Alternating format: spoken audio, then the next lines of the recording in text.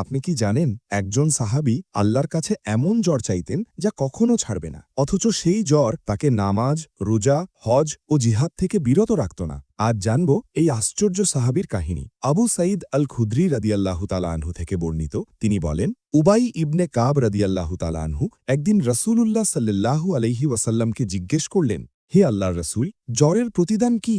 রাসূলুল্লাহ সাল্লাল্লাহু আলাইহি ওয়াসাল্লাম বললেন, জ্বর বান্দার ওপর নেকি জারি রাখে, অর্থাৎ জ্বর মানুষের গুনাহ মাফ করে এবং নেকি বাড়িয়ে দেয়। তখন উবাই ইবনে কাব রাদিয়াল্লাহু তাআলা আনহু আল্লাহর কাছে দোয়া করলেন, হে আল্লাহ, আমাকে এমন জ্বর দান করুন যা আমাকে নামাজ, রোজা, হজ ও আপনার পথে জিহাদ থেকে বিরত রাখবে না। রাবি বলেন, এরপর থেকে কেউ উবাই রাদিয়াল্লাহু তাআলা আনহুকে স্পর্শ করলে তার শরীরের তাপ অনুভব করত এবং এই অবস্থা তার মৃত্যু পর্যন্ত ছিল।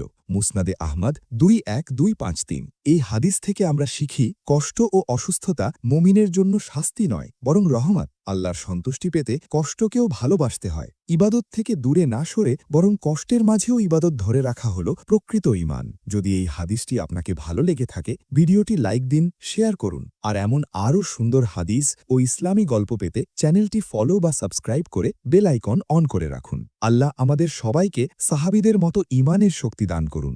আমিন।